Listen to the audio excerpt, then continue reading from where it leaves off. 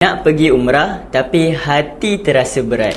Hari ini saya nak kongsikan satu persediaan yang lebih penting daripada bagasi, pakaian dan lain-lain, iaitu adalah persediaan hati.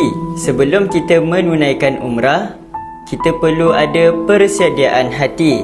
Betulkan niat kita hanya semata-mata kerana Allah. Bersihkan hati kita daripada sifat sombong, marah dan hasad dengki. Dan latih diri kita untuk terus bersabar, kerana ujian daripada Allah itu pasti ada.